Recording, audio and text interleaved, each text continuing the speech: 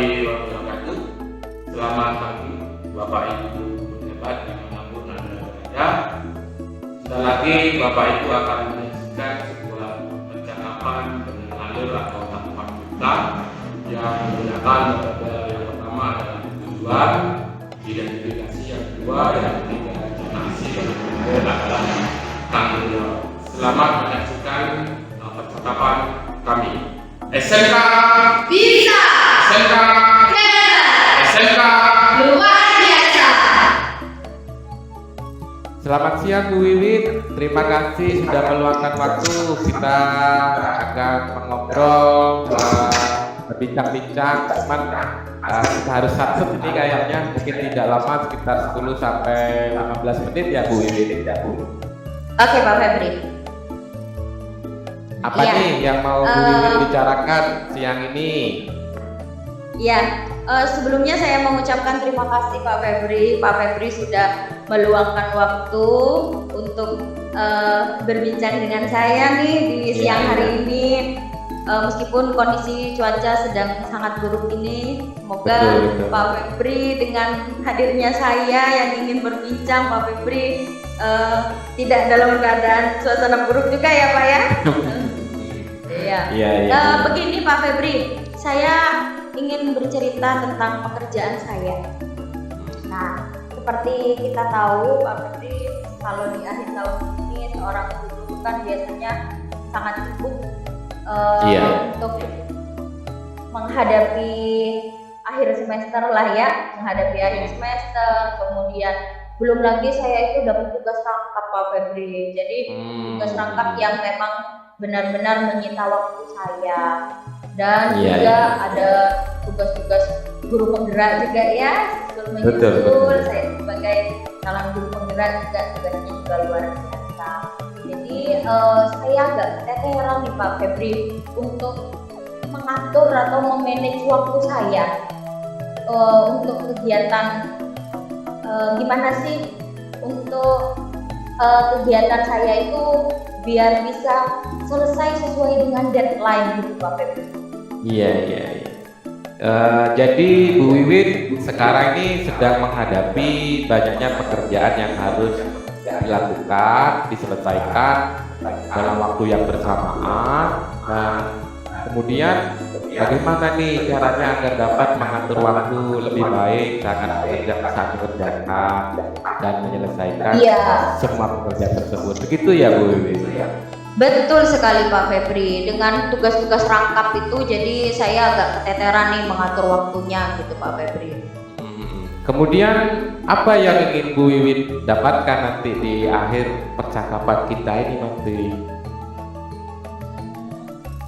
Ketika mengerjakan tugas maupun ketika menyelesaikan tugas-tugasnya, saya tuh inginnya sesuai deadline gitu loh Pak Febri, selesai tanpa adanya kesalahan. Kan biasa ya kalau kadang kita mengerjakan sesuatu kemudian terjadi sebuah kesalahan, akhirnya waktu atau deadline yang sudah kita tentukan akhirnya molor jadinya. Jadi saya pengennya tuh itu Pak Febri, tepat waktu gitu tanpa melakukan kesalahan apapun.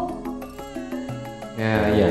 Menurut Bu Wiwit itu mengatur waktu yang baik itu yang seperti apa Bu?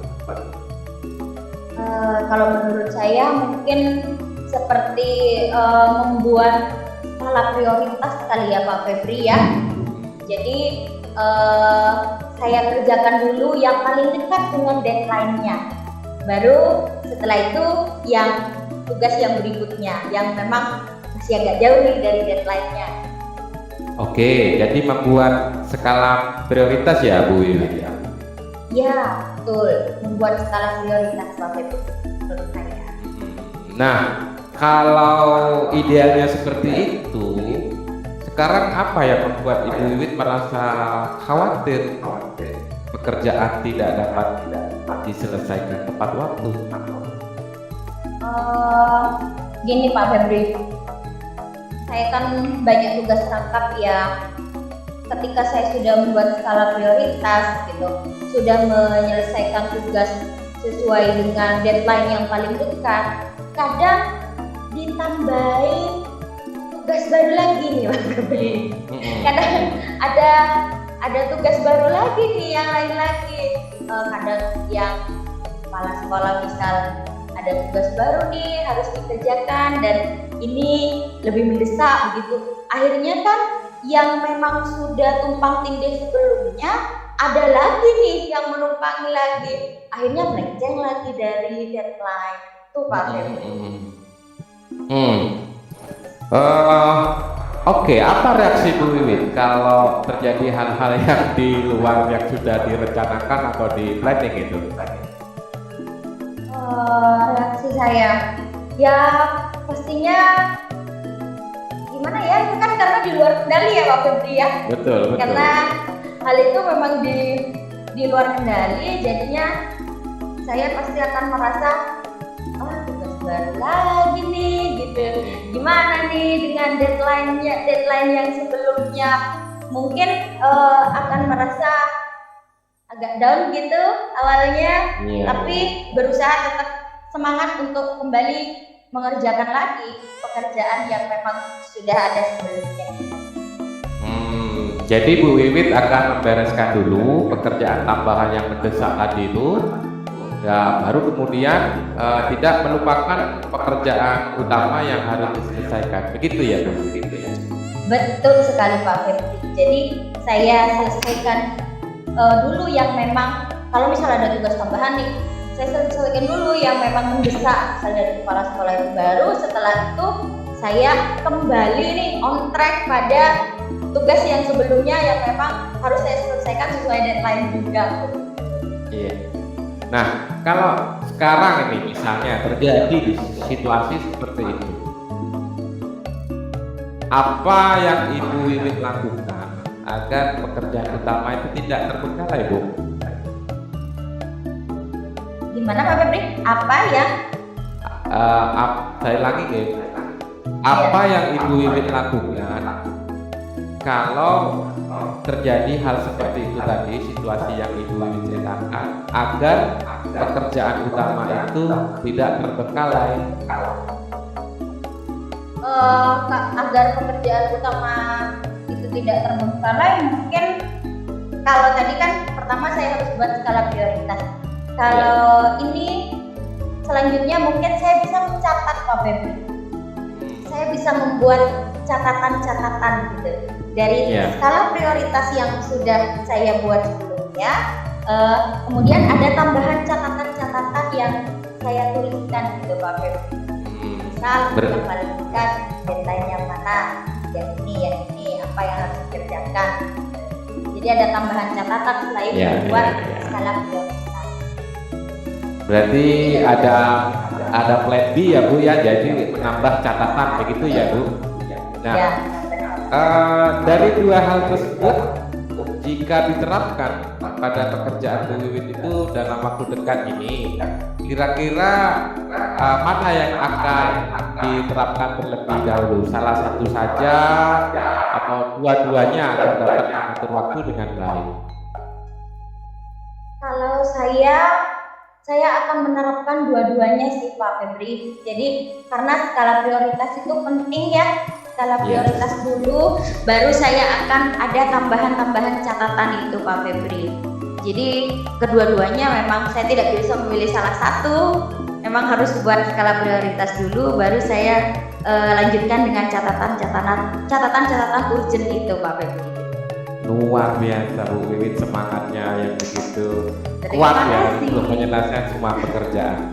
Nah, terkait dengan itu, kira-kira ada orang lain atau hal yang bisa membantu Bu Wiwit untuk mengingatkan pada skala prioritas atau catatan-catatan yang telah dibuat itu?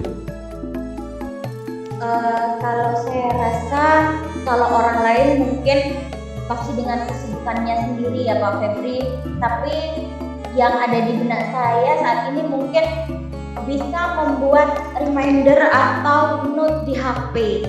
Jadi dengan memberikan alarm gitu kan, sekarang udah teknologi makin canggih, jadi saya bisa memberikan tambahan note atau catatan itu tidak ditulis di buku, bisa saya sematkan di handphone saya. Handphone itu kan sudah jadi hal yang sangat wajib kita cangklong atau kita bawa kemana-mana. Jadi itu bisa ditambahin alarm di note-nya. Jadi bisa membuat itu alarmnya dibunyikan sesuai dengan deadline minimal 2 hari sebelumnya. Wah, keren Bu. Memanfaatkan Terima kasih Pak Febri. kecanggihan teknologi untuk membantu mengatur waktu menjadi lebih baik. Keren. Ya. Kalau saya bisa mengucapkan dalam bahasa Inggris, you are amazing Bu. Oh, terima kasih Pak Febri. Oke, kapan itu kira-kira akan dilaksanakan Bu Wiwit?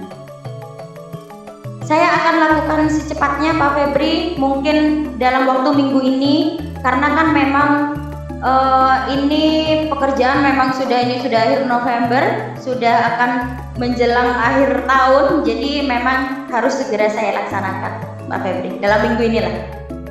Salut Bu, good job. Terima kasih. Baiklah Bu, terima kasih banyak. Mungkin nanti minggu depan atau bulan depan ya kita ketemu lagi.